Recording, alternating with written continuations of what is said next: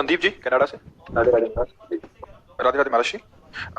महर्षि इन्होंने काफी लंबा लिखा है। इसका भावार्थ ये कह रहे हैं कि जो नाम का भाव है, जैसे कोई संत महात्मा जपते हैं तो उसका एक अलग प्रभाव होता है, और जो एक नॉर्मल इंसान जपता है उसका एक अलग होता है। ये कह रहे हैं कि जैसे राम सेतु में हनुमान जी। ले इतना रुकिए, फिर आगे बढ़िए।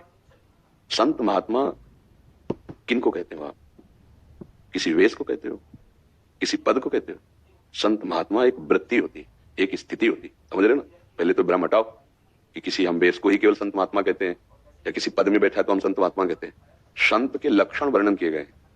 ये आचार्य परंपरा से वेश मिला हुआ है, लेकिन संत के लक्षण नहीं है, उसे संत नहीं कहा जाएगा।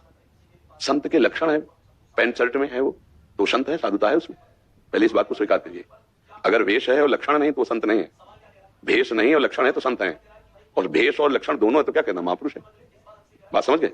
अब बात करो, क्या खास बात है जो नाम का प्रकाश उनके हृदय में जैसा होता है वैसा दूसरों के हृदय में क्यों नहीं होता? कारण दूसरे संयम का बर्ताव नहीं करते, मनमानी आचरण कर बैठते हैं। अगर मनमानी आचरण ना करें और शास्त्र सम्मत आचरण करें तो वही उनमें प्रकाशित हो जाएगा। कितने ऐसे गृहस्थ हुए जो महामहिमा में स्वरूप में स्थित भेष गृहस्थ महापुरुष, जैसे भाई जी हनुमंत प्रसाद पोद्दार जी महाराज, वो जैसे जयदयाल गोविंद जी महाराज, कितने ऐसे नाम तुम्हें गिनावे, और इतिहास भरा पड़ा है। गृहस्थी में रहे, महापुरुष रहे। अब मनमानी आचरण करो, दो चार माला घुमाओ तो फिर कैसे? इनका वही था कह रहे कि वो तो स्वयं सिद्ध है, दवाई तो दवाई, चाहे डॉक्टर दे, कोई असर एक जैसा क्यों नहीं होता। इसीलिए एक कुपथ्य और एक पथ्य से चल रहा है, तो पथ्य वाले में ज्यादा असर करेगा और कुपथ्य वाले को परेशानियां घेर लेंगे, नहीं घेर लेंगे। तो दवाई तो ठीक है, पाने वाले का अनुपान जो वैद्य ने कहा, सदगुरु वैद्य वचन विश्वासा संयम या न विषय क्या था। मनमानी विषय भोग करो, मनमानी आचरण करो तो फिर कुपथ्य हो गया ना। अब कुपथ्य होगा तो दवा तो बढ़िया है। अब आपको भारी विक्षेप पैदा कर देगी दवा, क्योंकि आप कुपथ्य कर रहे हैं तो परेशानी पैदा होगी। फिर हो सकता है दवा में असरदा हो जाए कि इतने समय तक जप रहे कोई लाभ तो मिला नहीं। जो पथ्य से दवा का सेवन करता है तो रोग बड़ी जल्दी नष्ट हो जाता है, औषधि अपना प्रभाव दिखाती है। ऐसे सदगुरु के द्वारा प्राप्त जो नाम मंत्र है, उनके द्वारा जो निषेध किया गया कि ये नहीं करना, वो नहीं करना चाहिए, तो आप देखोगे फिर वही रंग आप में आ जाएगा, जो संत में आता है वही आप में आ जाएगा।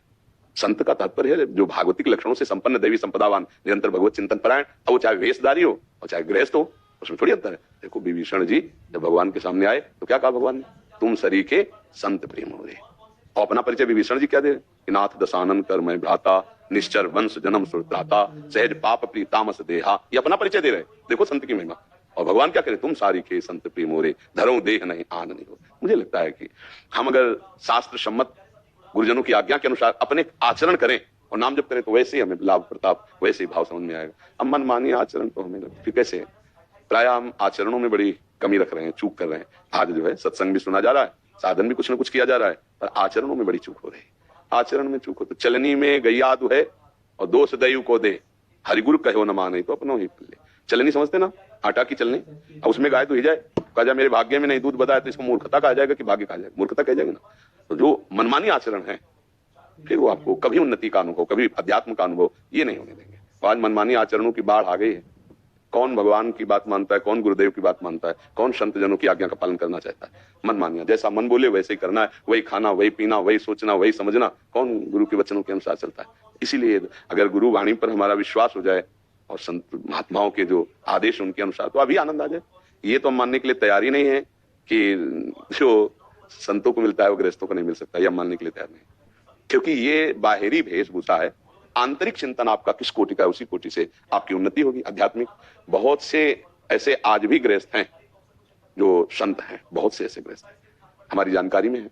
पति है, पत्नी है, 10 वर्ष से ब्रह्मचर्य रह रहे हैं, 10 वर्ष से, यहां तक कि अमेरिका में है, वृंदावन से शपथ पूर्वक कई वर्ष से ब्रह्मचर्य रह रहे हैं। तो ये कैसी बात हो गई? सोचो, 10 वर्ष से ब्रह्मचर्य, एक कमरे में रह रहे हैं, एक घर में रह रहे हैं, ये छोटी मोटी साधुता है। और ऐसे एक नहीं 10-20 जोड़े होंगे ऐसे जो ब्रह्मचर्य से रह रहे हैं और साधना में लगे हुए हैं, और पत्नी है, सब पूरा परिवार। आप उनको क्या कहेंगे? संत नहीं कहेंगे। सोचो, संयम से रह रहे हैं। अच्छा, हम कह रहे हैं चलो संतान उत्पत्ति आदि की चेष्टाएं भी हो रही है, भजन में रहा, संयम में, यहाँ तो बेविचार हो रहा है, यहाँ तो मनमानी व्यसन हो रहे हैं, मनमानी आचरण हो रहे हैं। थोड़ा माला घुमा लिया, मनमानी आचरण कर रहे हैं, तो हमें लगता है फिर तो लाभ का अनुभव नहीं होगा। यही बात है, हमें शास्त्र आज्ञा के अनुसार आचरण करने हैं और गुरु प्रदत्त नाम जप करना है, मंत्र जप। फिर जो प्रकाश होगा फिर वो साधु बना देगा, संत बना देगा, मतलब अंदर से संत हो जाओगे आप। कितने ऐसे गृहस्थ में जो संत हैं, अपना चश्मा ठीक नहीं इसलिए दिखाई नहीं दे रहा, नहीं तो ऐसे कितने गृहस्थ हैं जो नाम वाणी में डूबे हुए हैं। नाम जपो और आचरण अच्छे करो तो बात बनेगी। क्यों? आपका क्या संशय इसमें रहा? इसके आगे कह रहे हैं, भागवत जी के एक श्लोक में उनका अनुवाद यह है कि मेरे प्रिय उद्धव, जिस प्रकार धरती की आग लकड़ी को राख में बदल देती है, उसी प्रकार मेरी भक्ति मेरे भक्तों द्वारा किए गए पापों को पूरी तरह से जलाकर राख कर देती है। इनका प्रश्न है, व्यक्ति अपने पिछले कर्मों के कारण पीड़ित होता है, लेकिन श्री कृष्ण के उपरोक्त कथन के अनुसार यदि कोई व्यक्ति भक्ति सेवा अपनाता है तो ये जन्मों जन्मों के किए गए असीमित कर्मों को जला सकता है। लेकिन फिर भी महाराज जी उस स्थिति में हम क्यों देखते हैं कि भक्त ने ऐसा किया, अपने जीवन में इतनी सारी समस्याओं से गुजरने के लिए वे आज जो कुछ भी सामना कर रहा है पिछले कर्मों के कारण है, उन्हें जला दिया जाना चाहिए, बस एक बार भक्ति सेवाओं में संलग्न होकर उन्हें शांति से भक्ति करने की। हाँ, उनको समझो, गोदाम जमा है संचित कर्म, क्रियमाण नया भजन बन रहा है, पाप बन नहीं रहे। पूर्व में जब इस